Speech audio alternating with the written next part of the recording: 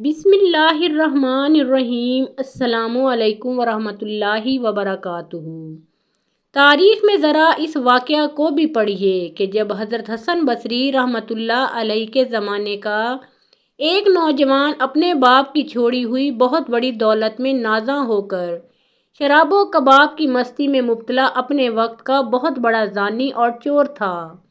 اس کی عیاشی، مستی، ظلم و بربریت، شہوت پرستی، چوری اور ڈاکہ کے قصے زبان زد عام تھے، مگر اس کی ماں ایک بہت ہی نیک اللہ والی خاتون تھیں۔ وہ ہر وقت اپنے اس بیٹے کو سمجھاتی تھیں کہ بیٹا ان گناہوں کی لت میں مت پڑو، بیٹا زنا چھوڑ دو، بیٹا شراب نہ پیو، بیٹا توبہ کر لو، نیکی کی طرف آ جاؤ اور میرے ساتھ چلو، ہم حضرت حسن بصری رحمۃ اللہ علیہ کے پاس جا کر تمہاری توبہ کروا لیں گے۔ وہ نیک بوڑھی اماں بہت منتیں سماجتیں کرتی رہتی، مگر وہ بیٹا باز نہ آیا۔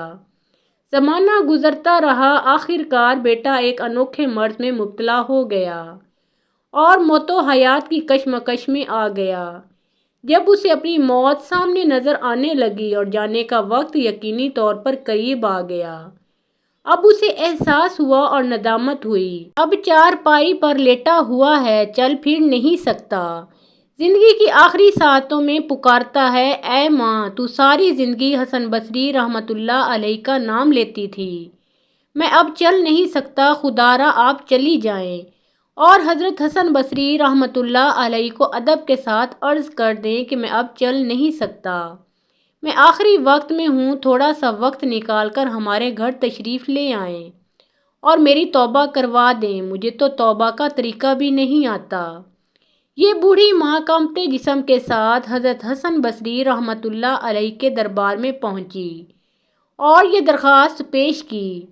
حضرت حسن بصری رحمۃ اللہ علیہ نہایت شفیق، محبت اور درد دل رکھنے والے بزرگ تھے، مگر اس وقت انہوں نے اپنا درس پڑھانے کے عذر کی وجہ سے اس نوجوان کے پاس آنے سے انکار کر دیا۔ ماں روتی دھوتی واپس آ گئی اور کہا، اے بیٹے تو بہت بد نصیب اور بدبخت ہے، حسن بصری رحمۃ اللہ علیہ جیسا بزرگ اور ولی بھی اب تیرے پاس آنے کو تیار نہیں۔ نوجوان یہ سن کر بے اختیار رو پڑا اور پھر اپنی بوڑھی ماں کو مخاطب ہو کر کہا کہ قبل اس کے کہ میری روح قبض ہو جائے، میری 2 وصیتیں سن لو اور قسم دیتا ہوں کہ اس وصیت پر عمل کرو گی۔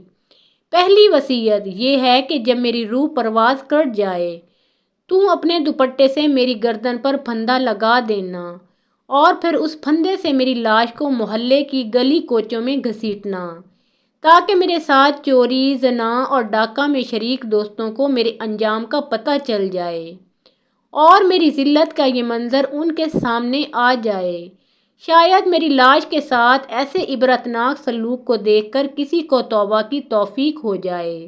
اور میری دوسری وصیت یہ ہے کہ میرے انتقال کے بعد میری قبر مسلمانوں کے قبرستان میں نہ بنانا، میں اللہ کی نظر میں بہت بدترین آدمی ہوں اور اللہ کا غضب مجھ پر شدید ہوگا، میں چاہتا ہوں اس غضب کی وجہ سے میرے اوپر اترنے والا عذاب میرے اوپر ہی رہے، کہیں ایسا نہ ہو میری وجہ سے میرے پڑوسی قبر والوں کو بھی تکلیف پہنچے۔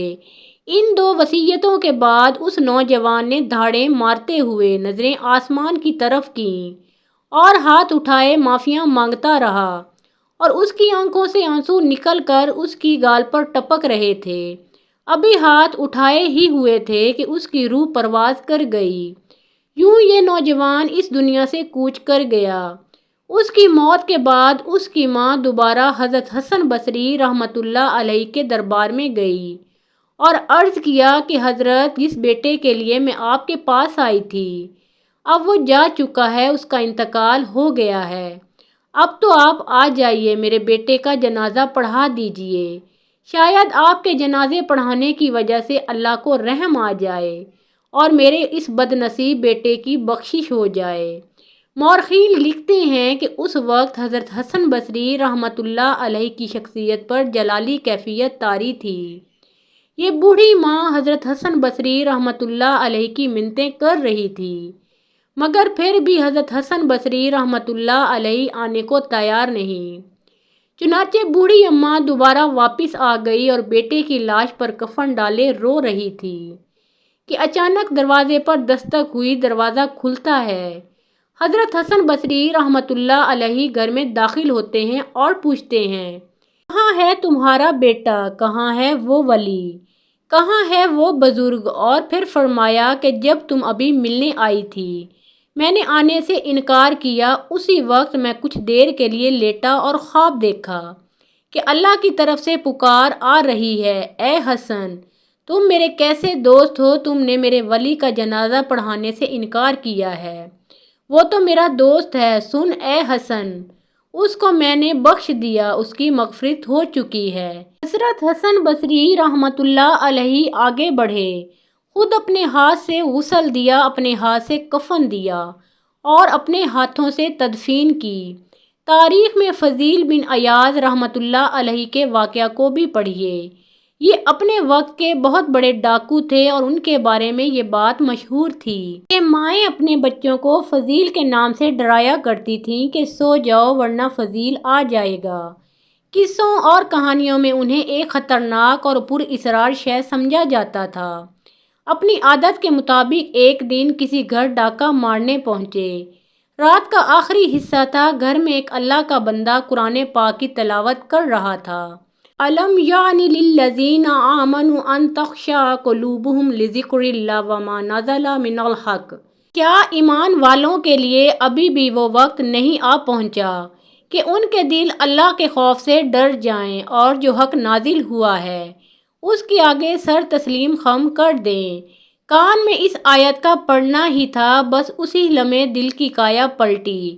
ڈاکہ چھوڑا اور زوردار آواز سے کہا، بلا یا رب قد آن، ہاں اے میرے رب اب وہ وقت آ ہی گیا ہے۔ اسی وقت سچی توبہ کی اور پھر یہی فضیل رحمۃ اللہ علیہ آہستہ آہستہ تقویٰ میں آگے بڑھتے رہے اور بہت بڑے ولی بن کر دنیا کے سامنے آئے۔ آج اولیاء کرام کی فہرست میں ایک بہت بڑا مقام اور مرتبہ حضرت فضیل بن عیاض رحمۃ اللہ علیہ کا ہے۔ خدا ان کی قبر پر لازوال رحمتیں نازل فرمائے۔ تاریخ میں ایسے توبہ کرنے والوں کے قصے کثرت کے ساتھ مذکور ہیں۔ نبی اکرم صلی اللہ علیہ وآلہ وسلم اکثر نوجوانوں کے گروہوں کو مخاطب ہو کر انہیں توبہ کی ہدایت فرمایا کرتے تھے، اور وہ حدیث مشہور ہے، التائب من الذنب کمن لا ذنب لہ، گناہوں سے توبہ کرنے والا ایسا ہے کہ اس نے گناہ کیا ہی نہیں، اور جوانی کی توبہ اللہ تعالیٰ کو بہت پسند ہے۔ علامہ رومی رحمۃ اللہ علیہ فرماتے ہیں کہ توبہ جوانی کی عمر میں کر لیجئے، بڑھاپے کی عمر میں توبہ کرنا کمال نہیں ہے۔ علامہ رومی رحمۃ اللہ علیہ اپنے شعر میں عجیب تشبیہ پیش کرتے ہیں، وقت پیری گرگ ظالم می شود پرہیزگار، در جوانی توبہ کردن شیوائے پیغمبر یست، یعنی بڑھاپے میں تو ظالم بھیڑیا بھی متقی اور پرہیزگار بن جاتا ہے۔ جوانی میں توبہ کرو، کیونکہ جوانی میں توبہ کرنا پیغمبروں کا شیوا ہے۔ انسان سے گناہ ممکن ہے، گناہ کے دائرے میں پیدا ہوتے رہتے ہیں، لیکن ان گناہوں کے سامنے ڈٹ جانے اور اپنے رب سے معافی مانگنے والے کو حدیث میں بہترین مومن قرار دیا گیا ہے۔ آئیے عزم کیجئے اپنے آپ کو گناہوں سے بچائیں گے، اپنے رب سے وفاداری کرتے ہوئے اور سچے دل سے توبہ کر کے اپنے ایمان کو مضبوط اور کامل بنائیں گے۔ حضرت سیدنا ابو اسحاق رحمۃ اللہ علیہ فرماتے ہیں کہ ایک شخص ہماری محفل میں آیا کرتا تھا، مگر اس کا آدھا چہرہ ہمیشہ چھپا رہتا تھا۔ ایک مرتبہ میں نے اس سے پوچھا کہ تم اپنا آدھا چہرہ چھپائے رکھتے ہو، آخر اس کے پیچھے کی کیا وجہ ہے؟ مجھے اس راز سے آگاہ کرو۔ اس نے کہا کہ اگر آپ اجازت دیتے ہیں تو میں اپنا معاملہ بتاتا ہوں۔ میں نے کہا کہ بتاؤ اصل معاملہ کیا ہے؟ اجازت ملنے پر اس شخص نے اپنی عبرت داستان کچھ اس طرح سے سنائی کہ میں کفن چور تھا، میں نے کئی قبروں سے کفن چرائے۔ جب بھی کسی نئی قبر کے متعلق معلوم ہوتا تھا تو فوراً وہاں پہنچ کر کفن چرا لیتا۔ ایک مرتبہ ایک عورت کا انتقال ہوا۔ جب اسے دفنا دیا گیا تو میں رات کو قبرستان پہنچا اور قبر کھودنا شروع کر دی۔ جب اینٹیں ہٹا کر کفن کی ایک چادر نکالی اور دوسری چادر کھینچنے لگا تو اچانک اس عورت کے بے جان جسم نے حرکت کی اور چادر کو تھام لیا۔ میں نے کہا، تمہارا کیا خیال ہے تم مجھ پر غالب آ جاؤ گی؟ ایسا ہرگز نہیں ہو سکتا۔ یہ کہہ کر میں گھٹنوں کے بل بیٹھ گیا اور پوری قوت سے کفن کھینچنے لگا۔ یکا یک اس عورت نے ایک زوردار تھپڑ میرے چہرے پر مارا، جس کی درد کی شدت سے میں بے قرار ہو گیا اور میرے چہرے پر بہت زیادہ جلن ہونے لگی۔ یہ کہہ کر اس کفن چور نے اپنے چہرے سے کپڑا ہٹایا تو اس کے گال پر انگلیوں کے نشان بالکل واضح تھے۔ میں نے کہا کہ اچھا پھر کیا ہوا؟ اس نے کہا، پھر میں نے چادر واپس اس عورت پر ڈال دی اور جلدی جلدی قبر پر مٹی ڈال کر برابر کر دیا اور پختہ ارادہ کر لیا کہ جب تک میں زندہ رہوں گا کبھی بھی کفن نہیں چراؤں گا۔ اللہ میرے سابقہ گناہوں کو معاف فرمائے اور مجھے توبہ پر استقامت عطا فرمائے۔ حضرت سیدنا ابو اسحاق رحمۃ اللہ علیہ فرماتے ہیں کہ اس کفن چور کا سارا واقعہ لکھ کر میں نے حضرت سیدنا ابو عزیز رحمۃ اللہ علیہ کی طرف روانہ کیا۔